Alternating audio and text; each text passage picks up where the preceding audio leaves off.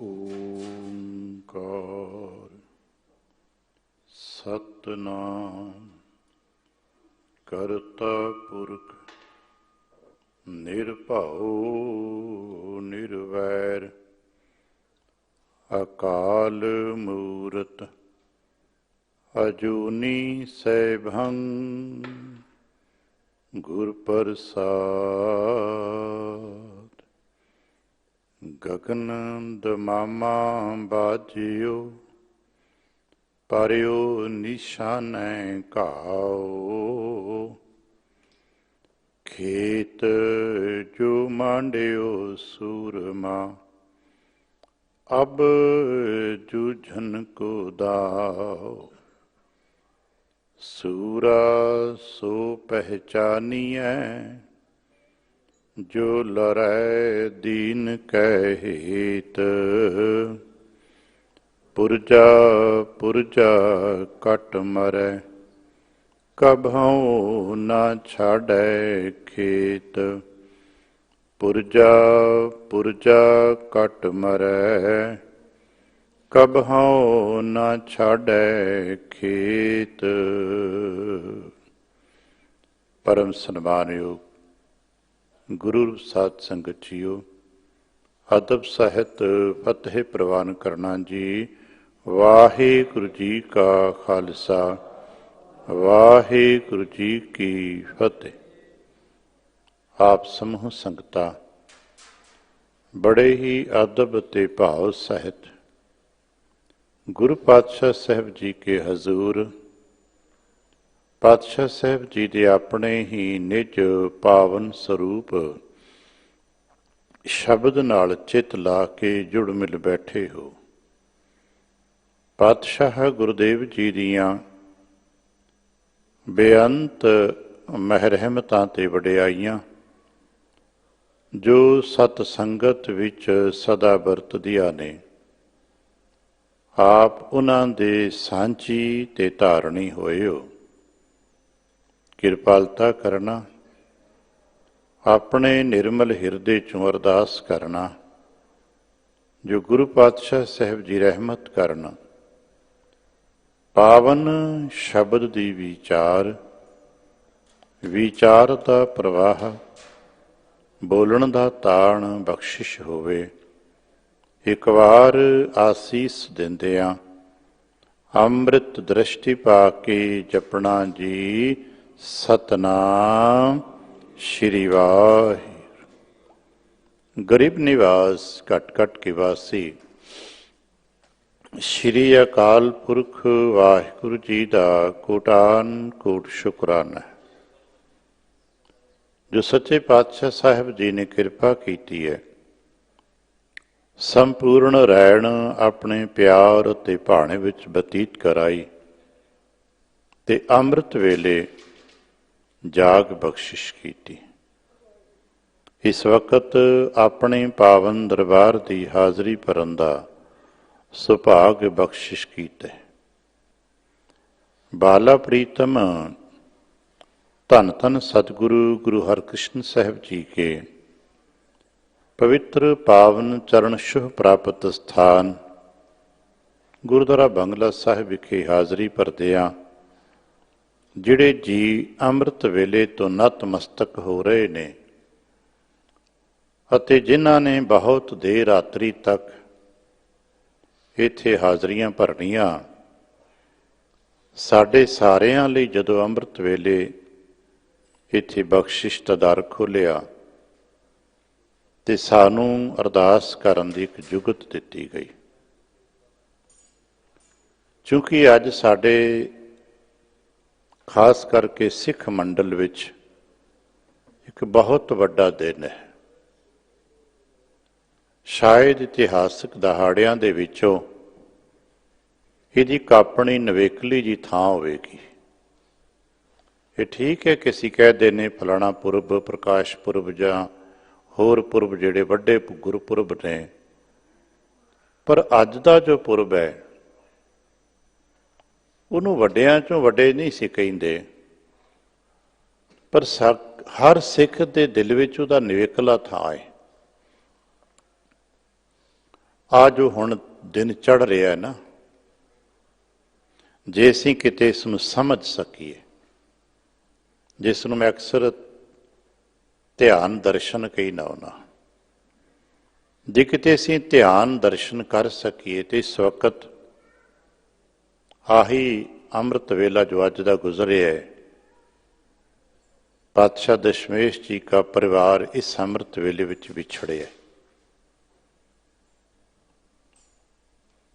ਅੱਜ ਤੇ ਅੰਮ੍ਰਿਤ ਵੇਲਾ ਸੰਸਾਰ ਦੇ ਮਿਲਾਪ ਹਾਸਲ ਕਰਨ ਵਾਲਿਆਂ ਵਾਸਤੇ ਤੇ ਮਿਲਾਪ ਦੀ ਗੱਲ ਕਰਨ ਵਾਲਿਆਂ ਵਾਸਤੇ ਅੱਜ ਦਾ ਅੰਮ੍ਰਿਤ ਵੇਲਾ ਪਰਿਵਾਰ ਦੇ ਵਿਛੜਨ ਦਾ ਵੇਲਾ ਹੈ।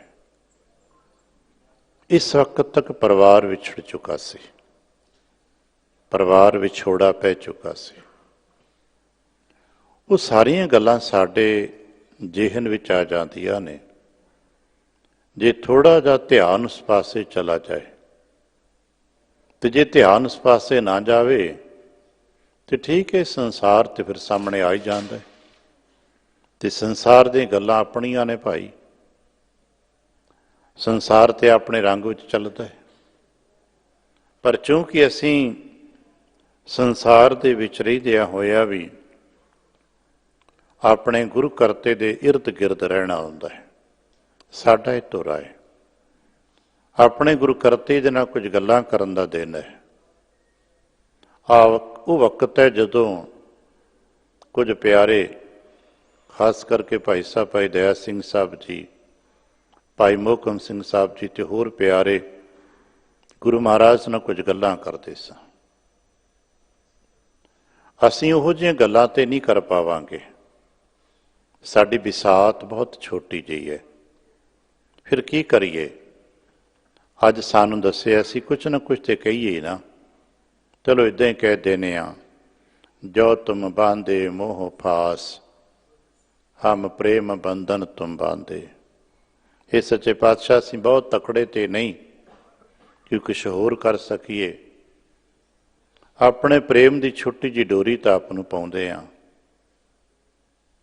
ਬਸ ਕਿਰਪਾ ਕਰਨਾ, ਸਾਡੇ ਪ੍ਰੇਮ ਦੀ ਛੋਟੀ ਜਿਹੀ ਡੋਰੀ ਦੇ ਨਾਲ ਹੀ ਸਾਨੂੰ ਆਪਣੇ ਦਰਸ਼ਨ ਬਖਸ਼ਿਸ਼ ਕਰਦੇ ਰਹਿਣਾ। ਇਹ ਸਾਰੀਆਂ ਗੱਲਾਂ ਸਾਂ ਹੌਲੀ ਹੌਲੀ ਸਮੇਂ ਦੀ ਪਾਬੰਦੀ ਵਿੱਚ ਰਹਿੰਦਿਆਂ ਵਾਚਣੀਆਂ ਨੇ, ਔਰ ਇਹਨਾਂ ਗੱਲਾਂ ਨੂੰ ਸਮਝਣ ਵਾਸਤੇ ਕਿਹਦੇ ਨਾਲ ਆਪਾਂ ਗੱਲਾਂ ਕਰਨੀਆਂ ਨੇ। ਕਿਉਂਕਿ ਬੇਨਤੀ ਹੋਰ ਕਰਦੇ ਹਾਂ, ਅਸੀਂ ਇਤਿਹਾਸ ਤੇ ਸਾਹਿਤਕ ਮੰਡਲਾਂ ਦੇ ਵਿੱਚ ਪਾਤਸ਼ਾਹੀਆਂ ਦਾ ਅਲੱਗ-ਅਲੱਗ ਦਰਸ਼ਨ ਕਰਦੇ ਹਾਂ। ਪਹਿਲੀ ਪਾਤਸ਼ਾਹੀ ਤੋਂ ਲੈ ਕੇ 10ਵੀਂ ਪਾਤਸ਼ਾਹੀ ਤੱਕ ਅਸੀਂ ਅਲੱਗ-ਅਲੱਗ ਗਾਥਾਵਾਂ, ਸਾਖੀਆਂ ਪੜ੍ਹਦੇ, ਸੁਣਦੇ, ਸੁਣਾਉਂਦੇ ਹਾਂ। ਪਰ ਜਦੋਂ ਅਸੀਂ ਅਧਿਆਤਮਕ ਵਿੱਚ ਪ੍ਰਵੇਸ਼ ਕਰਦੇ ਹਾਂ ਤੇ ਫਿਰ 10 ਪਾਤਸ਼ਾਹੀਆਂ ਦਾ ਵੱਖਰਾ ਵੱਖਰਾ ਰੂਪ ਨਹੀਂ ਰਹਿੰਦਾ, ਫਿਰ ਉਹ ਇੱਕ ਵਿੱਚ ਸਮਾ ਜਾਂਦਾ ਹੈ, ਫਿਰ ਉਹ ਇੱਕੋ ਗੁਰੂ ਹੋ ਜਾਂਦਾ ਹੈ। ਤੇ ਕਿਤੇ ਅਸੀਂ ਐਸਾ ਕਰ ਸਕੀਏ ਕਿ ਅਸੀਂ ਐਸਾ ਜੋੜ ਪਾਵਾਂਗੇ ਕਿ ਜਦੋਂ ਸਾਡੇ ਮੁਖੋਂ ਕਿਸੇ ਦੇ ਵੀ ਧੰਨ ਗੁਰੂ ਨਾਨਕ ਨਿਕਲਦਾ ਹੈ ਤੇ ਕਿ ਉਹਦਾ ਮਤਲਬ ਧੰਨ ਗੁਰੂ ਦਸ਼ਮੇਸ਼ ਹੋ ਸਕਦਾ ਹੈ, ਤੇ ਜੇ ਕਿਸੇ ਦੇ ਮੁਖੋਂ ਧੰਨ ਗੁਰੂ ਰਾਮਦਾਸ ਨਿਕਲਦਾ ਹੈ ਤੇ ਕਿ ਉਹਦਾ ਮਤਲਬ ਵੀ ਧੰਨ ਗੁਰੂ ਨਾਨਕ ਹੋ ਸਕਦਾ ਹੈ। ਆ ਵੇਖਿਆ ਹੋਣਾ ਸਾਂ ਵੱਖਰੇ ਵੱਖਰੇ ਥਾਵਾਂ ਤੇ ਮੈਂ ਸੰਕੇਤਕ ਜ਼ਿਕਰ ਕਰਾਂ। ਆਪ ਜੀ ਕਿਤੇ ਜਾਂਦੇ ਆ, ਗੁਰੂ ਨਾਨਕ ਪਾਤਸ਼ਾਹ ਸਾਹਿਬ ਜੀ ਚਰਨ ਛੋਹ ਪ੍ਰਾਪਤ ਸਥਾਨ ਤੇ ਉੱਥੇ ਸਿੱਖ ਜਪ ਰਿਹਾ ਧੰਨ ਗੁਰੂ ਨਾਨਕ, ਧੰਨ ਗੁਰੂ ਨਾਨਕ। ਖਡੂਰ ਸਾਹਿਬ ਜਾਂਦੇ ਹੋ ਤੇ ਉੱਥੇ ਜਪਦਾ ਸਿੱਖ ਧੰਨ ਗੁਰੂ ਅੰਗਦ ਦੇਵ, ਧੰਨ ਗੁਰੂ ਅੰਗਦ ਦੇਵ। ਗੋਇੰਦਵਾਲ ਸਾਹਿਬ ਆ ਜਾਂਦੇ ਹੋ ਤੇ ਜਪਦੇ ਹੋ ਧੰਨ ਗੁਰੂ ਅਮਰਦਾਸ, ਧੰਨ ਗੁਰੂ ਅਮਰਦਾਸ। ਸ਼੍ਰੀ ਦਰਬਾਰ ਸਾਹਿਬ ਅੰਮ੍ਰਿਤਸਰ ਸਾਹਿਬ ਆਉਂਦਿਆਂ ਹੀ ਧੰਨ ਗੁਰੂ ਰਾਮਦਾਸ, ਧੰਨ ਗੁਰੂ ਰਾਮਦਾਸ। ਤਰਨ ਤਾਰਨ ਦੀ ਜੂਹ ਤੇ ਚਲੇ ਗਏ ਤੇ ਧੰਨ ਗੁਰੂ ਅਰਜਨ ਦੇਵ, ਧੰਨ ਗੁਰੂ ਅਰਜਨ ਦੇਵ। ਅਕਾਲ ਤਖਤ ਸਾਹਿਬ ਨਤਮਸਤਕ ਹੋਏ ਤੇ ਧੰਨ ਗੁਰੂ ਹਰਗੋਬਿੰਦ ਹੋਣ ਲੱਗ ਪੈਂਦਾ। ਕੀਰਤਪੁਰ ਸਾਹਿਬ ਜਾਈਏ ਤੇ ਧੰਨ ਗੁਰੂ ਹਰਿਰਾਏ ਸਾਹਿਬ, ਇੱਥੇ ਆਏ ਤੇ ਧੰਨ ਗੁਰੂ ਹਰਕ੍ਰਿਸ਼ਨ ਸਾਹਿਬ। ਸੀਸਗੰਜ ਗਏ ਤੇ ਗੁਰੂ ਤੇਗ ਬਹਾਦਰ ਸੀ, ਗੁਰੂ ਤੇਗ ਬਹਾਦਰ ਜੀ। ਇੱਥੋਂ ਹੀ ਥੋੜ੍ਹੀ ਦੂਰ ਆਪ ਜੀ ਮੋਤੀ ਬਾਗ ਜਾਂ ਦਮਦਮਾ ਸਾਹਿਬ ਚਲੇ ਜਾਂਦੇ ਹੋ ਤੇ ਧੰਨ ਗੁਰੂ ਗੋਬਿੰਦ ਸਿੰਘ ਕਹਿਣ ਲੱਗ ਪੈਂਦੇ ਹੋ। ਕੀ ਇਹ 10 ਨਾਂ ਲੈ ਕੇ ਤੁਸੀਂ ਅਲੱਗ-ਅਲੱਗ ਕਿਸ ਨੂੰ ਮੁਖਾਤਬ ਹੁੰਨੇ ਆਪਾਂ? ਨਹੀਂ, ਆਪਾਂ ਇੱਕੇ ਗੁਰੂ ਗ੍ਰੰਥ ਸਾਹਿਬ ਜੀ ਨੂੰ ਮੱਥਾ ਟੇਕ ਰਹੇ ਹੁੰਦੇ ਆ, ਭਾਵੇਂ ਇੱਕੇ ਵਕਤ 10 ਸਿੱਖ 10 ਨਾਂ ਲੈ ਰਹੇ ਹੁੰਦੇ ਨੇ। ਅਗਰ ਅਸੀਂ ਮਨੋਵਿਗਿਆਨ ਵਿੱਚ ਸਮੇਂ ਨੂੰ ਟੈਲੀ ਕਰੀਏ, ਇੱਕੇ ਸਕਿੰਟ ਵਿੱਚ ਸ਼ੀਸ਼ ਸ੍ਰੀ ਗੁਰੂ ਗ੍ਰੰਥ ਸਾਹਿਬ ਨੂੰ ਝੁਕ ਰਿਹਾ ਹੈ 10 ਹੀ ਥਾਵਾਂ ਤੇ 10 ਥਾਵਾਂ ਤੇ ਖਲੋਤਾ ਹੋਇਆ ਸਿੱਖ ਨਾਮ ਵੀ 10 ਹੀ ਲੈ ਰਿਹਾ ਹੈ, ਪਰ ਫਿਰ ਵੀ ਕਹਿੰਦਾ ਨਹੀਂ ਇੱਕੋ ਹੈ ਭਾਈ, ਗੁਰੂ ਤੇ ਮੇਰਾ ਇੱਕੋ ਗੁਰੂ ਗ੍ਰੰਥ ਸਾਹਿਬ ਹੈ, ਗੁਰੂ ਤੇ ਮੇਰਾ ਸ਼ਬਦ ਹੈ। ਨਾਨਕ ਗੁਰੂ ਗੁਰੂ ਹੈ ਪੂਰਾ, ਗੁਰੂ ਤੇ ਮੇਰਾ ਨਾਨਕ ਹੈ। ਉਸ ਰਹੱਸ ਨੂੰ ਸਮਝਣ ਦੀ ਕੋਸ਼ਿਸ਼ ਕਰਨਾ। ਗਾਥਾ ਦੇ ਵਿੱਚ ਹੋਏਗਾ ਗੁਰੂ ਗੋਬਿੰਦ ਸਿੰਘ, ਸ਼ਬਦ ਵਿਚਾਰ ਜੋ ਲੜੀ ਚ ਮਿਲਿਆ ਉਹਦੇ ਵਿੱਚ ਹੋਏਗਾ ਗੁਰੂ ਰਾਮਦਾਸ। ਮੁਖਾਤਬ ਹਾਂ ਅਸੀਂ ਗੁਰੂ ਗ੍ਰੰਥ ਸਾਹਿਬ ਜੀ ਨੂੰ। ਫਿਰ ਦੁਹਰਾਦੇ ਹਾਂ, ਇਤਿਹਾਸ ਦੀ ਗਾਥਾ ਪੜਾਂਗੇ ਤੇ ਹੋਏਗਾ ਗੁਰੂ ਗੋਬਿੰਦ ਸਿੰਘ। ਲੜੀਵਾਰ ਸ਼ਬਦ ਵਿਚਾਰ ਨੂੰ ਵਿਚਾਰਾਂਗੇ ਤੇ ਹੋਏਗਾ ਧੰਨ ਗੁਰੂ ਰਾਮਦਾਸ। ਪਰ ਜਦੋਂ ਮੁਖਾਤਬ ਹੋ ਕੇ ਗੱਲ ਕਰਾਂਗੇ ਤੇ ਧੰਨ ਗੁਰੂ ਗ੍ਰੰਥ ਸਾਹਿਬ ਜੀ। ਕੇਵਲ ਗੁਰੂ ਗ੍ਰੰਥ ਸਾਹਿਬ, ਗੁਰੂ ਸਾਹਿਬ, ਹੋਰ ਸ਼ਬਦ ਛੁੱਟ ਜਾਏਗਾ। ਕੇਵਲ ਗੁਰਦੇਵ, ਕੇਵਲ ਗੁਰੂ ਸਾਹਿਬ ਸੱਚੇ ਪਾਤਸ਼ਾਹ, ਤੁਹਾਡੇ ਅੱਗੇ ਚਰਨਾਂ 'ਚ ਬੇਨਤੀ ਹੈ। ਅਸੀਂ ਤੇ ਤੁਹਾਨੂੰ ਮੁਖਾਤਬ ਹੋ ਕੇ ਬੇਨਤੀਆਂ ਕਰਦੇ ਹਾਂ, ਔਰ ਇਹੀ ਗੱਲ ਸਾਨੂੰ ਇਸ ਲੜੀ ਦੇ ਸ਼ਬਦ ਵਿੱਚ ਸਮਝਾਈ ਹੈ। ਹੌਲੀ ਹੌਲੀ ਅਸੀਂ ਦੇ ਦਰਸ਼ਨ ਕਰਦੇ ਚੱਲਦੇ ਹਾਂ। ਜਿਨ ਸਤਿਗੁਰ ਸੇਵ ਪਦਾਰਥ ਪਾਇਓ, ਜਿਨ੍ਹਾਂ ਨੇ ਸਤਿਗੁਰੂ ਦੀ ਸੇਵਾ ਕਰਕੇ ਪਦਾਰਥ ਨੂੰ ਪ੍ਰਾਪਤ ਕੀਤਾ ਹੈ। ਤੇ ਇੱਕ ਬੇਨਤੀ ਕਰਦੇ ਹਾਂ, ਪਦਾਰਥ ਦੇ ਕਈ ਰੂਪ ਮੰਨੇ ਜਾਂਦੇ ਹੋਣਗੇ, ਇਸੇ ਕਰਕੇ ਮਹਾਰਾਜ ਨੂੰ ਇੱਥੇ ਔਂਕੜ ਵਰਤਣਾ ਪਿਆ। ਨਹੀਂ ਤੇ ਪਦਾਰਥ ਤੇ ਬਹੁਤ ਨੇ ਨਾ, ਸੰਸਾਰ ਦਾ ਹਰ ਪਦਾਰਥ, ਹਰ ਵਸਤੂ ਜੋ ਦੇਖਣ ਯੋਗ ਹੈ ਪਦਾਰਥ ਹੈ। ਅਸੀਂ ਕਹਿੰਦੇ ਬਹੁਤ ਸਾਰੇ ਪਦਾਰਥ ਖਾਣ ਪੀਣ ਦੇ ਨੇ, ਸੰਸਾਰ ਤੇ ਪਦਾਰਥ ਹੀ ਹੈ ਨਾ। ਗਿਆਨੀਆਂ ਨੇ ਸੰਸਾਰ ਦੇ ਇਹਨਾਂ ਪਦਾਰਥਾਂ ਤੋਂ ਹਟ ਕੇ 4 ਪਦਾਰਥ ਵੀ ਕਹੇ ਨੇ। ਅਸੀਂ ਪੜ੍ਹੇ ਹਾਂ 4 ਪਦਾਰਥ ਜੇ ਕੋ ਮੰਗ ਹੈ, ਅਸੀਂ ਪੜ੍ਹਦੇ ਵੀ ਹਾਂ। 4 ਪਦਾਰਥਾਂ ਦੀ ਮੰਗ ਗਿਆਨੀ ਕਰਦੇ ਨੇ, ਅਭਿਆਸੀ ਵੀ ਕਰ ਲੈਂਦੇ ਨੇ ਕਦੇ ਕਦੇ। ਧਰਮ ਅਰਥ ਕਾਮ ਮੋਖ, ਇਹ 4 ਪਦਾਰਥ ਮੰਨੇ ਗਏ ਨੇ। ਪਰ ਆਪ ਨੂੰ ਪਤਾ ਹੈ ਗੁਰੂ ਸਾਹਿਬ ਜੀ ਨੇ ਇਹਨਾਂ 4 ਪਦਾਰਥਾਂ ਤੋਂ ਇਲਾਵਾ ਹੋਰ ਵੀ 4 ਪਦਾਰਥ ਦੱਸੇ ਜੇ। ਇੱਕ ਤੇ 4 ਪਦਾਰਥ ਗਿਆਨੀਆਂ ਦੇ ਨੇ ਨਾ, ਤੇ ਗੁਰੂ ਨਾਨਕ ਸਾਹਿਬ ਦੀ ਆਮਦ ਤੋਂ ਪਹਿਲਾਂ ਵੀ ਸੀਗੇ। ਉਹਨਾਂ ਦਾ ਦਰਸ਼ਨ, ਉਹਨਾਂ ਦੀ ਵਿਚਾਰ ਤੇ ਸਦੀਆਂ ਤੋਂ ਹੋਵੇਗੀ, ਯੁਗਾਂਤਰਾਂ ਤੋਂ ਹੋਵੇਗੀ। ਧਰਮ ਅਰਥ ਕਾਮ ਮੋਖ, ਇਹ 4 ਪਦਾਰਥ ਨੇ। ਪਰ ਸਤਿਗੁਰੂ ਕਹਿੰਦੇ ਨਾ ਭਾਈ, ਤੈਨੂੰ ਤੇ ਗੁਰਸਿੱਖਾ 4 ਪਦਾਰਥ ਹੋਰ ਚਾਹੀਦੇ ਨੇ। ਉਹਨਾਂ ਵਿੱਚੋਂ ਪਦਾਰਥਾ ਪ੍ਰਾਪਤ ਹੈ। ਮਹਾਰਾਜ ਉਹ ਕਿਹੜੇ ਪਦਾਰਥ ਨੇ? ਮਹਾਰਾਜ ਕਹਿ ਲਗੇ ਭਲਿਓ, ਸਾਰਿਆਂ ਨੂੰ ਕੁਦਰਤੀ ਜਨਮ ਪਦਾਰਥ ਮਿਲਿਆ ਹੋਇਆ। ਪੜ੍ਹਿਆ ਹੋਣਾ ਜਨਮ ਪਦਾਰਥ ਹੈ, ਪਾਣੀ ਪੜ੍ਹਦੇ ਜਨਮ ਪਦਾਰਥ ਨਾਨਕ ਜਿੱਤਾ। ਜਨਮ ਪਦਾਰਥ ਸਾਨੂੰ ਪ੍ਰਾਪਤ ਹੋਏ ਸੁੱਤੇ ਹਿੱਸੇ ਦੀ, ਚਲੋ ਕਹਿ ਸਕਾਂਗੇ ਕਰਮਾਂ ਕਰਕੇ। ਕਰਮਾਂ ਕਰਕੇ ਜਨਮ ਪਦਾਰਥ ਮਿਲ ਗਿਆ। ਜਨਮ ਪਦਾਰਥ ਪ੍ਰਾਪਤ ਤੋਂ ਬਾਅਦ ਵਿੱਚ 2 ਪਦਾਰਥ ਅਸਾਂ ਨੇ ਮਸ਼ੱਕਤ ਕਰਕੇ ਪ੍ਰਾਪਤ ਕਰਨੇ ਨੇ। ਇੱਕ ਮਸ਼ੱਕਤ ਕਰਕੇ ਹੈ, ਇੱਕ ਭਾਵ ਕਰਕੇ ਹੈ। ਮਸ਼ੱਕਤ ਕਰਕੇ ਅਸਾਂ ਨੇ ਪ੍ਰਾਪਤ ਕਰਨਾ ਗਿਆਨ ਪਦਾਰਥ। ਇਹ ਪੜ੍ਹਨਾ ਸੁਣਨਾ ਹੁੰਦਾ ਹੈ। ਆ ਜਿਤਨੀ ਸਿੱਖਿਆ ਵਿਦਿਆ ਗਿਆਨ ਪਦਾਰਥ ਦੇ ਦਾਇਰੇ 'ਚ ਆਉਂਦੀ ਨਾ।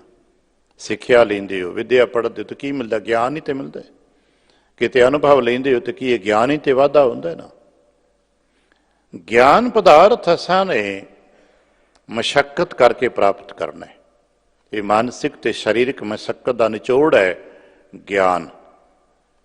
ਸਾਲਾਂ ਬੱਧੇ ਬੱਚੇ ਯੂਨੀਵਰਸਿਟੀਆਂ ਮਿਹਨਤਾਂ ਕਰਦੇ ਨੇ, ਛੋਟੇ ਜਿਹੇ 2.5 ਸਾਲ ਤੋਂ ਬੱਚਾ ਤੁਰ ਪੈਂਦਾ ਹੈ ਤੇ ਲਗਭਗ 25 ਸਾਲ ਤੱਕ ਬੱਚਾ ਯੂਨੀਵਰਸਿਟੀਆਂ ਦੇ, ਸਕੂਲਾਂ, ਕਾਲਜਾਂ ਦੇ ਗੇੜੇ ਕੱਢਦਾ ਰਹਿੰਦਾ ਹੈ, ਤਦ ਜਾ ਕੇ ਕਿਤੇ ਮਾਸਟਰ ਡਿਗਰੀ ਮਿਲਦੀ ਹੈ। ਅਸੀਂ ਕਿਨੇ ਗਿਆਨ ਪਦਾਰਥ, ਮਾਨਸਿਕ ਤੇ ਸਰੀਰਕ ਮਿਹਨਤ ਦਾ ਨਤੀਜਾ ਹੈ ਗਿਆਨ ਪਦਾਰਥ। ਇੱਕ ਰਹਿ ਗਿਆ ਭਾਵਨਾਤਮਕ, ਉਹ ਹੈ ਪ੍ਰੇਮ ਪਦਾਰਥ।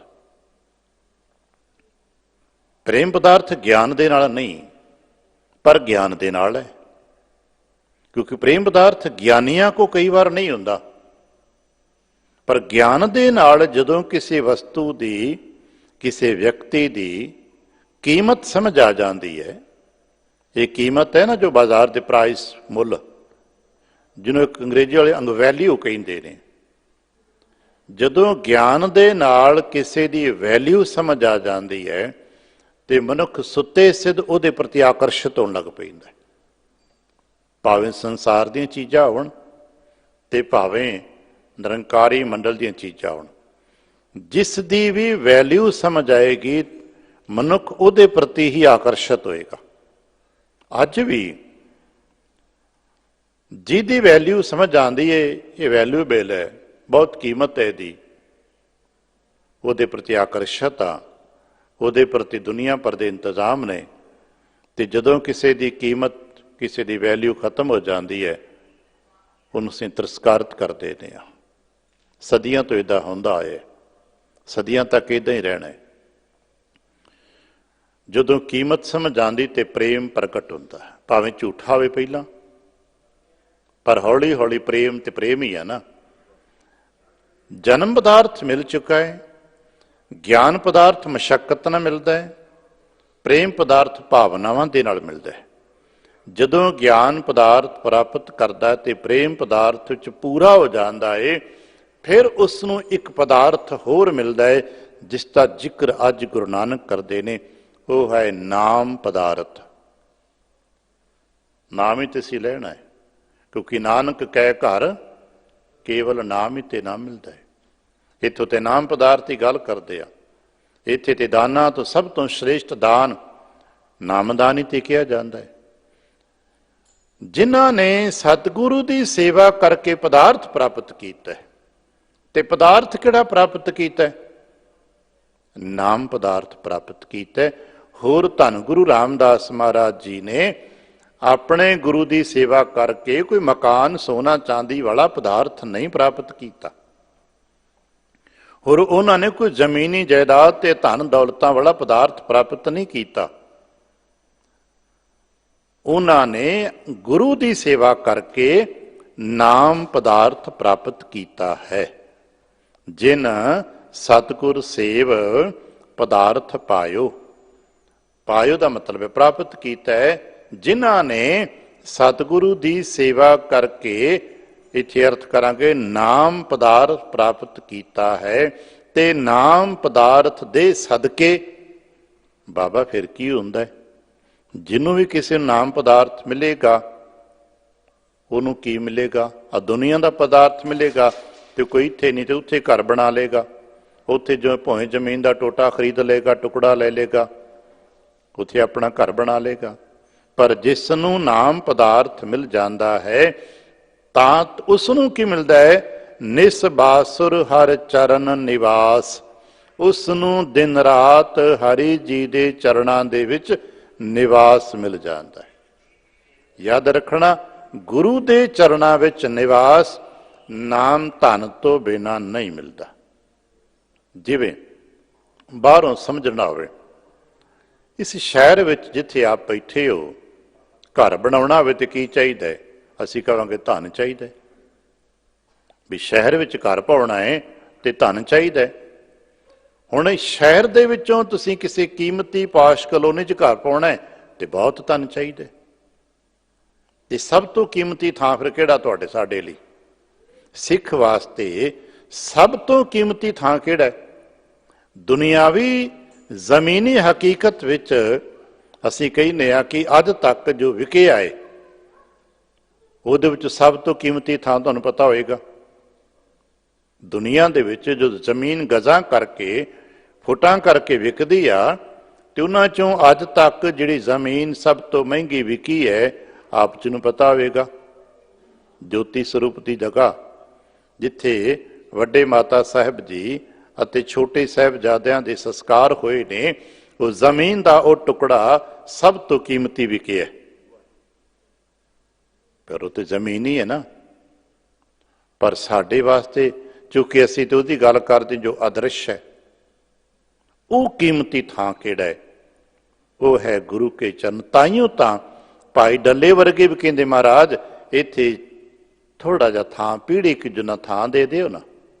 ਸਿੱਖ ਮੰਗਦਾ ਨਾ, ਡੱਲਾ ਸਿੱਧਾ ਸਾਦਾ ਸੀ ਨੂੰ ਕਿਹਾ, ਸਿੱਧਾ ਹੀ ਕਹਿਤਾ ਮੈਨੂੰ ਪੀੜੀ ਜਿੰਨਾ ਥਾਂ ਦੇ ਦੇ। ਅੱਜ ਵੀ ਜਦੋਂ ਸਾਡੇ ਚੋਂ ਕੋਈ ਜੀ ਚਲਾਣਾ ਕਰ ਜਾਂਦਾ ਹੈ, ਦੁਨੀਆ ਦੇ ਹੋਰ ਲੋਕ ਇਕੱਠੇ ਹੋ ਕੇ ਆਪਣੇ ਭਗਤੀ ਮੰਡਲ ਜਾ ਕੇ ਕੀ ਕਹਿੰਦੇ ਸਾਨੂੰ ਨਹੀਂ ਪਤਾ, ਅਸੀਂ ਟਿੱਪਣੀ ਵੀ ਨਹੀਂ ਕਰਦੇ ਉਹ ਕੀ ਮੰਗਦੇ ਨੇ, ਕਿੱਦਾਂ ਮੰਗਦੇ ਨੇ। ਪਰ ਸਿੱਖ ਜਦੋਂ ਇੱਥੇ ਖਲੋਂਦਾ ਹੈ ਤੇ ਕੀ ਆਂਦੇ ਸੱਚੇ ਪਾਤਸ਼ਾਹ ਜੀ, ਆ ਫਲਾਣਾ ਫਲਾਣਾ ਜੀ ਸੰਸਾਰ ਦੀ ਯਾਤਰਾ ਕਰਕੇ ਸਰੀਰ ਛੱਡ ਕੇ ਤੁਹਾਡੇ ਚਰਨਾਂ 'ਚ ਆ ਗਿਆ, ਹੁਣ ਕੀ ਕਰੋ ਜੀ? ਇਹਨੂੰ ਸਦਾ ਵਾਸਤੇ ਆਪਣੇ ਚਰਨਾਂ 'ਚ ਥਾਂ ਦੇ ਦਿਓ। ਅਲਟੀਮੇਟ ਅਸੀਂ ਮਹਾਰਾਜ ਦੇ ਚਰਨਾਂ ਵਿੱਚ ਥਾਂ ਲੱਭਦੇ, ਤੇ ਚੇਤਾ ਰੱਖਣਾ ਮਹਾਰਾਜ ਦੇ ਚਰਨਾਂ ਵਿੱਚ ਥਾਂ ਪ੍ਰਾਪਤ ਕਰਨ ਵਾਸਤੇ ਨਾਮ ਧਨ ਦੀ ਜ਼ਰੂਰਤ ਪੈਂਦੀ ਹੈ। ਜਿਨ੍ਹਾਂ ਦੇ ਪੱਲੇ ਨਾਮ ਧਨ ਨਹੀਂ ਹੁੰਦਾ, ਉਹ ਚਰਨਾਂ ਵਿੱਚ ਥਾਂ ਤੇ ਕੀ ਦਰਵਾਜ਼ੇ ਦੀ ਪੌੜੀਆਂ ਨਹੀਂ ਚੜ੍ਹ ਸਕਦੇ। ਮੈਂ ਨਹੀਂ ਕਹਿੰਦਾ, ਨਾਨਕ ਜੀਉ ਪਾਏ ਕਹਿ ਲਿਖਨਾਵੈ ਧਰਮ ਬਹਾਲਿਆ, ਉੱਥੇ ਸੱਚੇ ਹੀ ਸੱਚ ਨਿਬੜੇ ਚੁਣ ਵੱਖ ਕੱਢੇ ਜਜਮਾਲਿਆ। ਥਾਉ ਨਾ ਪਾਇਨ ਕੂੜਿਆਰ ਮੂੰਹ ਕਾਲੇ ਦੋਜਕ ਚਾਲਿਆ, ਤੇਰੇ ਨਾਏ ਰੱਤੇ ਸੇ ਜਿਣ ਗਏ। ਉਹ ਜਿੱਤ ਕੇ ਆਉਂਦੇ ਨੇ, ਤੇ ਉਹ ਆਉਂਦੇ ਨੇ ਤੇਰੇ ਨਾਏ ਰੱਤੇ। ਜਿਨ੍ਹਾਂ ਦੇ ਪੱਲੇ ਨਾਮ ਹੈ ਉਹ ਇਸ ਦਰ ਤੱਕ ਪਹੁੰਚ ਬਣਾ ਲੈਂਦੇ ਨੇ। ਪੱਲੇ ਨਾ ਸਾਚ ਸੱਚੇ ਸਚਿਆਰਾ ਹੁੰਦੇ ਨੇ।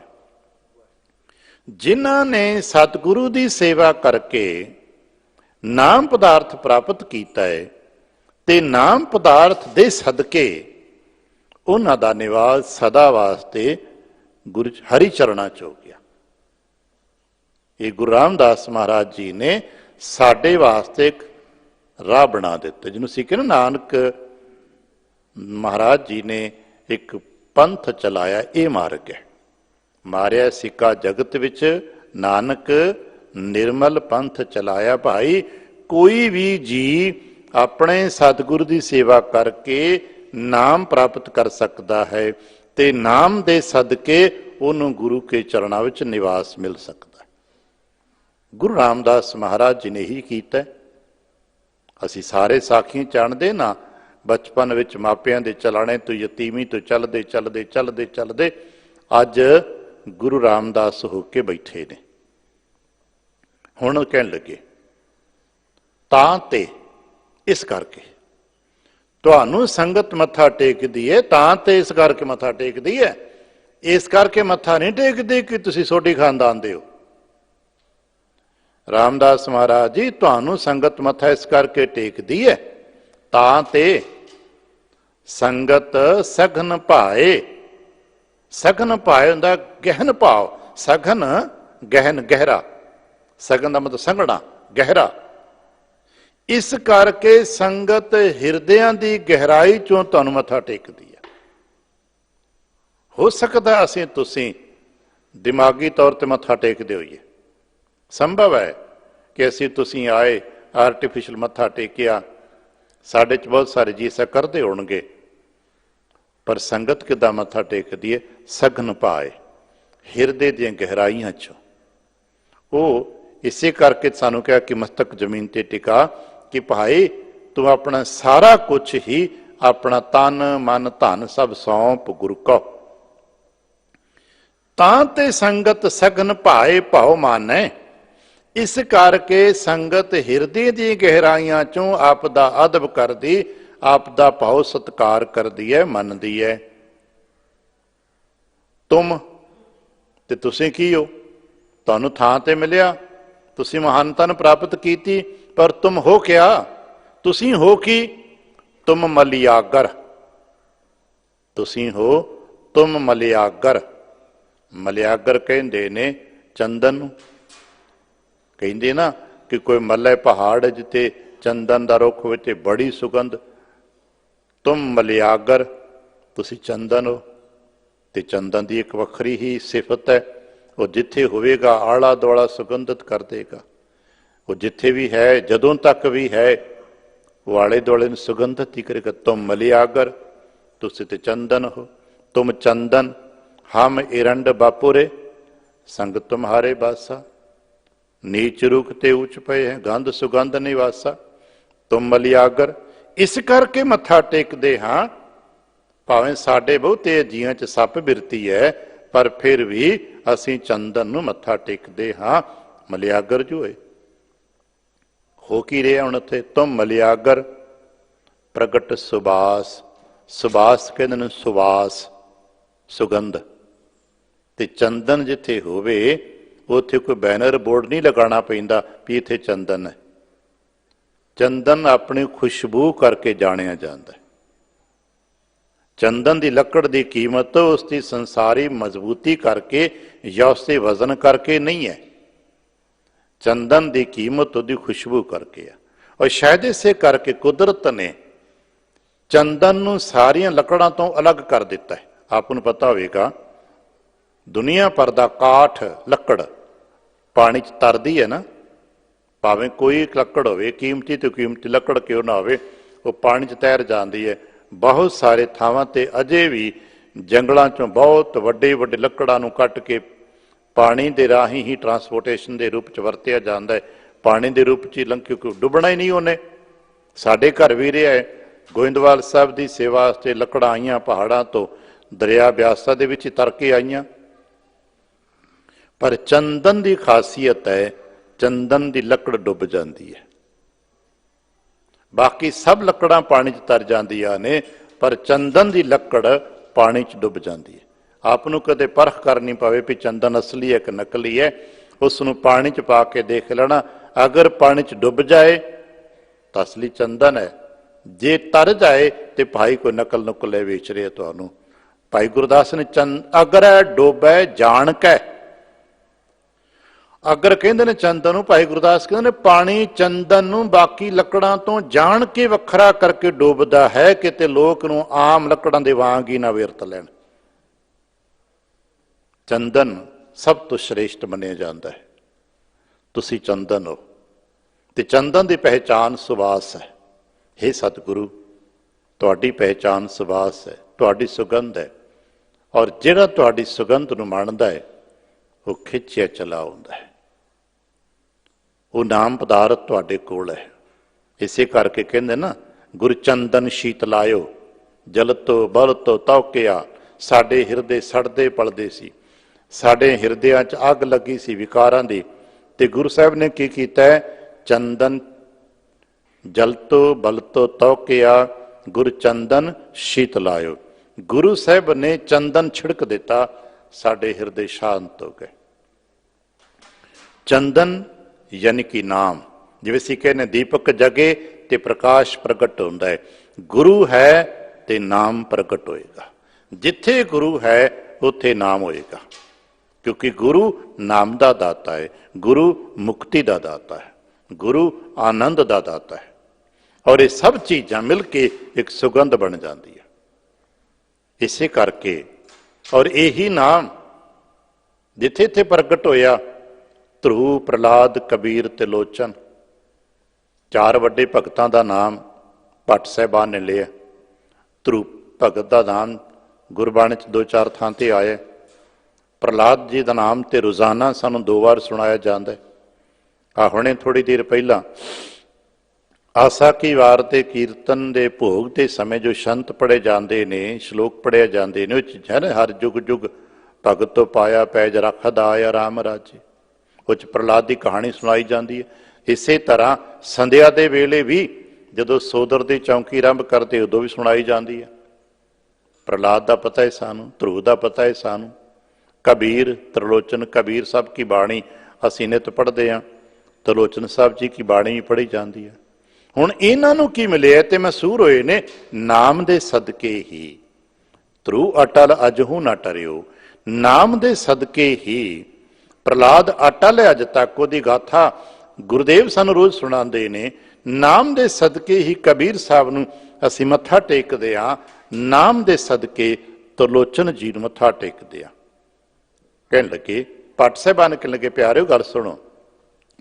ਧਰੂ ਪ੍ਰਹਲਾਦ ਕਬੀਰ ਤਰਲੋਚਨ ਨਾਮ ਲੈਤ, ਵਾਹਿਗੁਰੂ ਜੀ ਦਾ ਨਾਮ ਲੈਂਦਿਆਂ ਹੀ ਉਪਜਿਓ ਜੂ ਪ੍ਰਗਾਸ। ਜਦੋਂ ਉਹਨਾਂ ਨੇ ਤੁਹਾਡਾ ਨਾਮ ਲਿਆ ਨਾ, ਉਹਨਾਂ ਦੇ ਅੰਦਰ ਵੀ ਇੱਕ ਪ੍ਰਗਾਸ ਪ੍ਰਗਟ ਹੋ ਗਿਆ।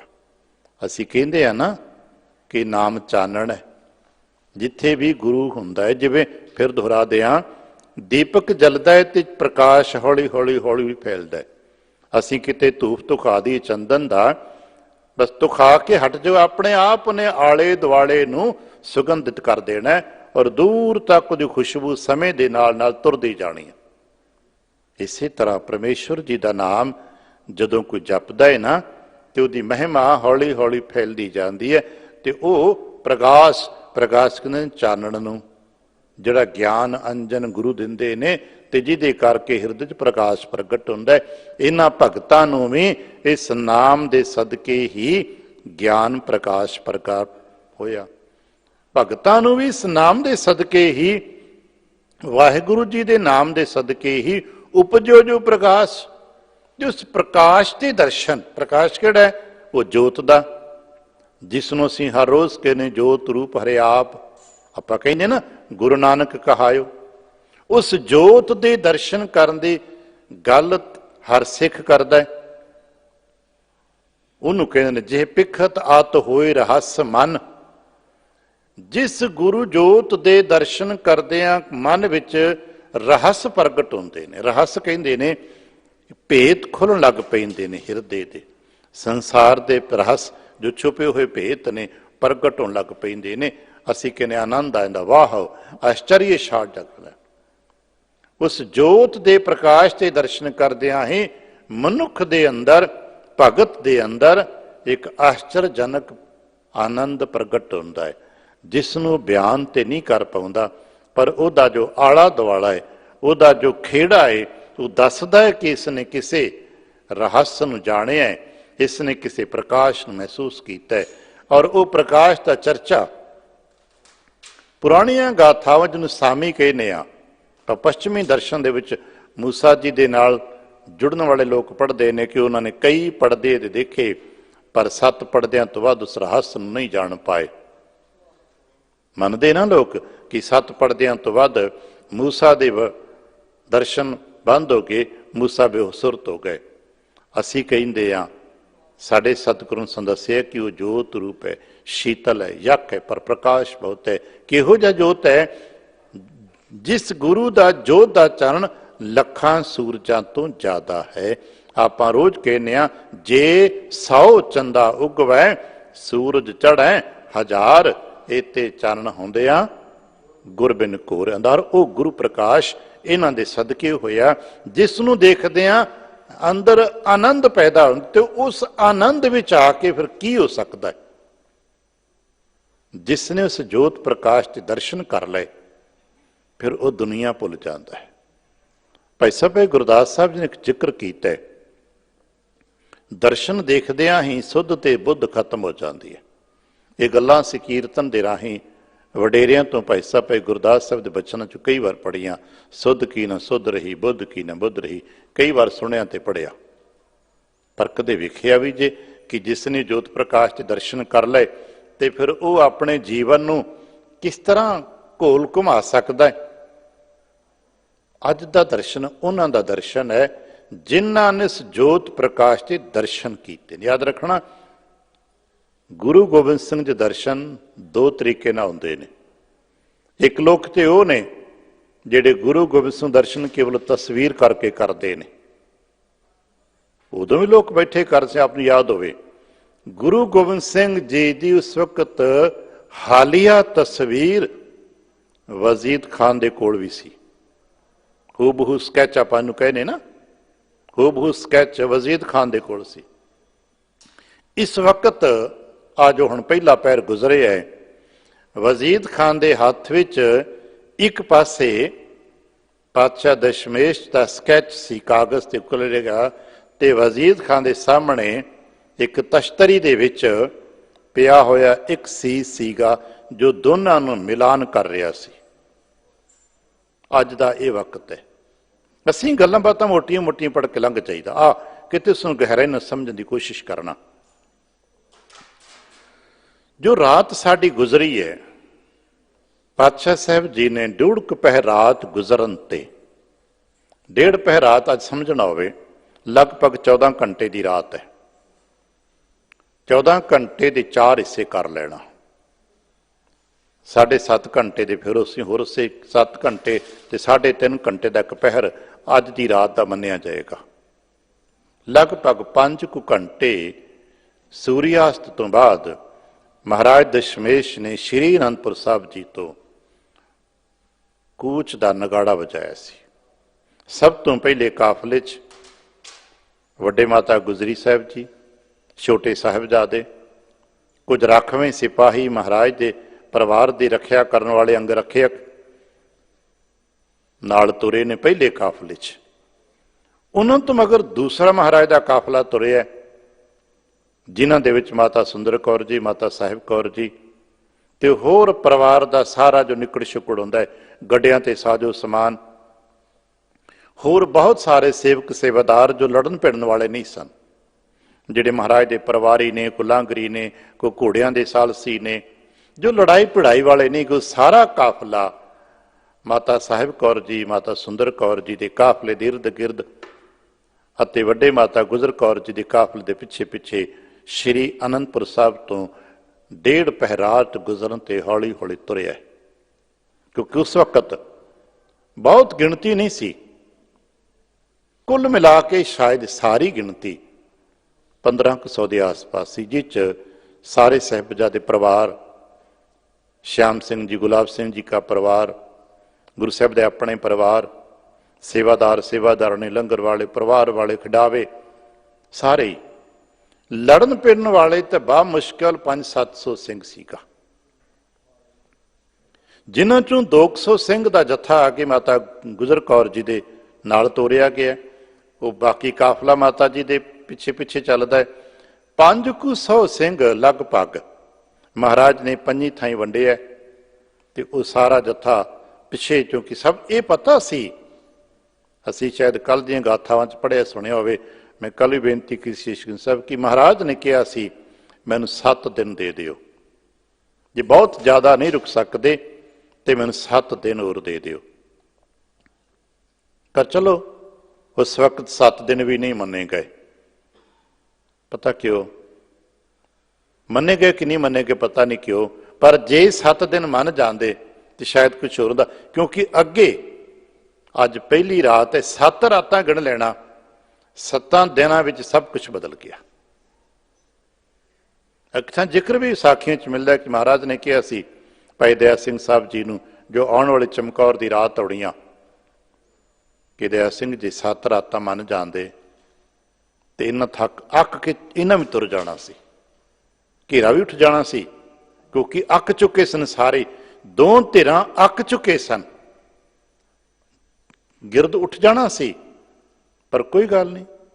पर हुण 7 इधर आ गए ने ते सानू पता है कि वो 7 कालियां रातां साडे उत्तों दी किवें गुजरिया ने, उन्हां चों अज पहली रात गुजार बैठे हो, अज पहली रात है जो गुजर गई है। महाराज जी इत्थों आनंदपुर साहब तो तुरे ने, अरदासा सोधिओ ने, जिथे शीशगंज साहिब है ना आनंदपुर साहब वाला, 2 शीशगंज साहिब साडे वड्डे ने, हालांकि विचकार 5 होर मुकाम ने जिन्हां नूं सीस के नाम नाल जाणिया जांदा है।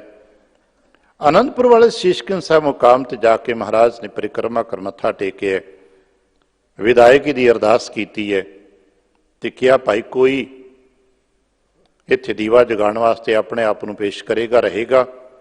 गुरुदेव पिता जी का शहीदी स्थान है, इत्थे दीवा जगदा रहना चाहिए, किसी हामी नहीं भरी।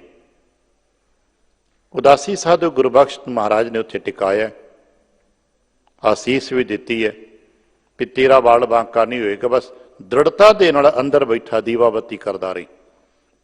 ये हड़ आएगा निकल जाएगा, तेरे खाण पीण का इंतजाम सब होंदा रहेगा। उत्थे टिकिया है। फिर महाराज अपने वहीर दे नाल जो अगे हौली हौली वहीर जा रहा सी उहदे पिछे आण जुड़े ने। उत्थों चलदे चलदे सारे जानते हैं कि जे कीरतपुरी टप्पे सन कि सारे मुखईए ने महाराज के पिछे कसम वादे तोड़ के हमला कर दिता है। इन्ना कुछ सफ़र करना कोई सानू गल्लां बातां कहण लगे 2-4 मिनट लगते ने, पर इन्ना कुछ सफ़र करदियां करदियां हनेरी रात विच घंटियां बधी गुजर जाते हैं। 1.5 पहर रात गुजरन ते काफले की तो शुरुआत हुई है। आधी रात गुजरन ते दूसरा पहर गुजर जानते महाराज जी ने सारा आनंदपुर खाली किया। जो पिछे बचिया सी वो कुछ धरती जमीन दोज कर दिता है ते कुछ अग्न भेट कर दिता है। बहुत सारा साहित्य, बहुत सारा होर साजो समान गड्डियां ते लदया होया काफले दे नाल जांदा है। जदों पिछों हमला हो गया तो फिर चारा ही कोई नहीं, क्योंकि जो फसील की ओट सी, किले की ओट सी तो टुट गई है। हुण इत्थे निर्मोहगढ़ तो अगे जो तुसीं देखते हो उस रस्ते जना किते जाण दा वक्त मिले आप जी नूं, जो महाराज जी का परिवार विछोड़े तक का सफ़र है, उहदे विच पहला अजीत सिंह साहब जी ने अपने 100 साथियों समेत पिछों आउंदे हुए मुलखईए नूं रोके है। काफला हौली हौली अगे तुरिया जांदा है। महाराज भी थोड़ा थोड़ा अगे तुरे जाते हैं। पिछे जबरदस्त जंग शुरू हो गई है। हनेरी रात है, हन रात में सुझदा तो कोई नहीं, पर आमो सामने बस तीर गोलियां चलदियां ने। आमो सामने तीर गोलियां चलदियां गईयां। चलदियां चलदियां दिन का चढ़ाव हो गया। दिन के चढ़ाव तक परिवार चलदा चलदा काफला सरसा के कंढे, और टिब्बी साहब आपने देखी होएगी, परिवार विछोड़ा जिथे मुकाम है उस वैली आपां दून जा बने ना, नूगा जा थां है, 4 फिर उच्चियां चोटियां जियां ने, टिब्बे ही कह ले जान, पहाड़ियां ने छोटी छोटियां, ते विचकार कोई थां जे है, उत्थे सारा काफला इकट्ठा हो गया। क्योंकि कि सरसा पानी ना भरिया होए, पार जाना औखा है। जिन्होंने पहाड़ी नालियां के बारे गया तो पता है कि वह घंटिया चढ़ते हैं तो घंटिया उतर जाते हैं। उन्होंने जो फ्लड आते हैं वो छल्लां होंदियां ने, वो छल्लां ने रसा रोड़दियां ने। इत्थे लो लगन लग पई है। लो लगदे लगदे महाराज ने देखिया कि अजीत सिंह साहब काफले च नहीं गए। इत्थे महाराज की सेवा च सन भाई साहब भाई उदय सिंह जी। भाई उदय सिंह साहब जी ने हुक्म है कि जाओ अजीत सिंह नूं भेजो ते तुसीं ये थां लै लो, मोर्चे दे वो जगह तुसीं लै लो। अजीत सिंह साहब जी नूं मोर्चे चों कढ़िया गया है। भाई जीवन सिंह जी भाई अजीत सिंह साहब जी नूं मोर्चे चों कढ़ के महाराज तक लैके आए ने, ते भाई उदय सिंह साहब जी ने वो मोर्चा मल लिया। भाई उदय सिंह साहब जी अपने साथियों समेत उस मोर्चे च लड़ते ने। महाराज का सारा काफला दिन चढ़न के वेले तक लो लगद्या तक उस मुकाम टिब्बी से इकट्ठा हो गया, जिन्हों अज परिवार विछोड़ा स्थान के नाम नाल जानिया जाता है। क्योंकि अगे नदाई नदी है, उस पानी है, तो पूरा काफला उस जान औखा हुक्म आग्ञा मंगदा पे अगे की करना है, क्योंकि राह बंद है। सियाणे कहते हैं इत्थे महाराज दे एक पासे जंग हो रही है, एक पासे सरसा दा दरिया, एक पासे उत्थे कीर्तन हो रहा है। जो लो लगी है तो महाराज जी ने सरसा तो कूच का हुक्म दिता है। जो सारा काफला समेत परिवारां दे उत्थे बनतर बनी सी कि माता साहिब कौर जी, माता सुंदर कौर जी, भाई मनी सिंह साहब जी दे नाल भाई जवाहर सिंह जी ते भाई धन्ना सिंह जी की सेवावां लैंदे हुए ये रोपड़ तो होके पावटा साहिब जी राहे देहरादून के रस्ते दिल्ली पहुंचणगे। इन्हां दे नाल ही वड्डे माता जी ने भी आउणा है। पर जदों ये काफला सारा दरिया च ठिले आए तो छल रोड़ ज्यादा पै गया, जिस दे नाल भाई मनी सिंह साहब जी का जत्था जो माता साहिब कौर जी सुंदर कौर जी का काफला सी वो तो अगले लहर च निकल गया। पर चूंकि वड्डे माता जी शरीर करके बजुर्ग सन ते छोटे बच्चे ज्यादा न्याणे सन, वो पानी की लहर दे नाल अपने वेखण किते उत्थे जाके नक्शे नूं देख के समझण की कोशिश करिए, पानी की लहर दे नाल निवाण उतर गए ने। तो ਸਰਸਾ ਤੋਂ ਨਿਵਾਣ ਨੂੰ ਹੀ ਸਤਲੁਜ ਦਰਿਆ ਵਾਲੇ ਪਾਸੇ ਨੂੰ ਅੱਗੇ ਜਾ ਕੇ ਇੱਕ ਝੱਲ ਜੀ ਚੰਗੀ ਜੀ ਹੈ, ਉੱਥੇ ਟਿਕਾਣਾ ਬਣ ਗਿਆ। ਅੱਜ ਦਾ ਸਾਰਾ ਦਿਨ ਉੱਥੇ ਟਿਕਾਣੇ ਤੇ ਪਹੁੰਚੇ। ਉੱਥੇ ਸੀ ਕੁੰਮੇ ਮਾਸ਼ਕੀ ਦੀ ਇੱਕ ਮੱਛੀਆਂ ਵਾਲੇ ਤੇ ਪਾਣੀ ਭਰਨ ਦੀ ਸੇਵਾ ਕਰਨ ਵਾਲਿਆਂ ਦੀ ਕੁੱਲੀ। ਉੱਥੇ ਆਸਰਾ ਲਿਆ ਨੇ। ਇਹ ਸਾਰੀ ਰਾਤ ਅਗਲਾ ਸਮਾਂ ਮਾਤਾ ਜੀ ਨੂੰ ਉੱਥੇ ਕੱਟਿਆ। ਦਸ਼ਮੇਸ਼ ਪਾਤਸ਼ਾਹ ਸਾਹਿਬ ਜੀ ਨੇ ਜਦੋਂ ਸਾਹਿਬ ਅਜੀਤ ਸਿੰਘ ਜੀ ਆ ਗਏ ਨੇ, ਇਸ ਵਕਤ ਭਾਈ ਦਇਆ ਸਿੰਘ ਸਾਹਿਬ ਜੀ ਨੇ ਬੇਨਤੀ ਕੀਤੀ ਸੀ, ਮਹਾਰਾਜ ਆਪ ਅੱਗੇ ਚਲੋ, ਆਪ ਰਹੋਗੇ ਤੇ ਪਥ ਸੁਰਜੀਤ ਰਹੇਗਾ। ਕਾਫਲਾ ਲੈ ਕੇ ਮਹਾਰਾਜ ਜਦੋਂ ਸਰਸਾ ਟੱਪੇ ਨੇ, ਪਰ ਪਿੱਛੇ ਜੋ ਭਾਈ ਉਦੇ ਸਿੰਘ ਸਾਹਿਬ ਜੀ ਸਨ, ਉਹ ਆਪਣੇ ਜੱਥੇ ਸਮੇਤ ਪਿੱਛੇ ਰੋਕ ਪਾ ਕੇ ਖੜੇ ਸਨ। ਕਹਿੰਦੇ ਨੇ ਕਿ ਤਦ ਤੱਕ ਲੋ ਲੱਗ ਚੁੱਕੀ ਸੀ, ਪਛਾਣੇ ਜਾ ਚੁੱਕੇ ਸਨ, ਇੱਕ ਦੂਜੇ ਨੂੰ ਪਛਾਣਿਆ ਜਾ ਸਕਦਾ ਸੀ। ਬੇਅੰਤ ਹਜ਼ਾਰਾਂ ਗੋਲੀਆਂ ਸ਼ਾਇਦ ਭਾਈ ਉਦੇ ਸਿੰਘ ਸਾਹਿਬ ਦੇ ਸੀਸ ਤੇ ਲੱਗੀਆਂ ਨੇ। ਅਖੀਰ ਮਸਤਕ ਤੇ ਗੋਲੀ ਲੱਗੀ ਹੈ ਤੇ ਭਾਈ ਉਦੇ ਸਿੰਘ ਜੀ ਸਨਮੁਖ ਹੀ ਸ਼ਹੀਦ ਹੋਏ ਨੇ। ਭਾਈ ਉਦੇ ਸਿੰਘ ਸਾਹਿਬ ਜੀ ਦਾ ਸਿਰ ਕੱਟ ਲਿਆ ਗਿਆ ਹੈ। ਉਹ ਸਿਰ ਕੱਟ ਕੇ ਵਜ਼ੀਰ ਖਾਨ ਦੇ ਕੋਲ ਭੇਜਿਆ ਗਿਆ ਵੀ ਦੇਖੋ ਇਹ ਹੀ ਨਹੀਂ ਸੀ ਮਰਦਾ, ਇੰਨੀਆਂ ਗੋਲੀਆਂ ਲੱਗ ਗਈਆਂ ਨੇ, ਇਹ ਬੰਦਾ ਡਿੱਗਦਾ ਨਹੀਂ ਸੀ, ਇਹ ਗੁਰੂ ਹੀ ਹੋਣਾ ਹੈ, ਕਿਉਂਕਿ ਸਭ ਦਾ ਆਗੂ ਸੀਗਾ। ਬਾਕੀ ਤੇ ਫਿਰ ਲੁੱਟਿਆ ਪੁੱਟਿਆ ਗਿਆ ਹੈ। ਉਹਦਾ ਸਿਰ ਕੱਟ ਕੇ ਵਜ਼ੀਰ ਖਾਨ ਕੋ ਭੇਜਿਆ। ਵਜ਼ੀਰ ਖਾਨ ਦੇ ਕੋਲ ਮਹਾਰਾਜ ਦਾ ਤਸਵੀਰ ਸੀ, ਸਕੈਚ ਸੀਗਾ, ਉਹਨੇ ਮਿਲਾਇਆ ਹੈ, ਦੇਖਿਆ ਨਹੀਂ ਇਹ ਗੁਰੂ ਗੋਬਿੰਦ ਸਿੰਘ ਦਾ ਸੀਸ ਨਹੀਂ ਹੈ, ਇਹ ਤੇ ਉਹਨਾਂ ਦੇ ਉਸ ਸਿੱਖ ਦਾ ਸਿਰ ਹੈ ਜਿਸ ਨੇ ਕੇਸਰੀ ਚੰਦ ਦਾ ਸਿਰ ਵੱਢਿਆ ਸੀ, ਜਿਹੜਾ ਬਰਸ਼ੇ ਤੇ ਟੰਗ ਕੇ ਲੈ ਕੇ ਆਇਆ ਸੀ, ਜਿਹਦੇ ਭਰਾ ਨੇ ਹਾਥੀ ਨਾਲ ਮੁਕਾਬਲਾ ਕੀਤਾ ਸੀ।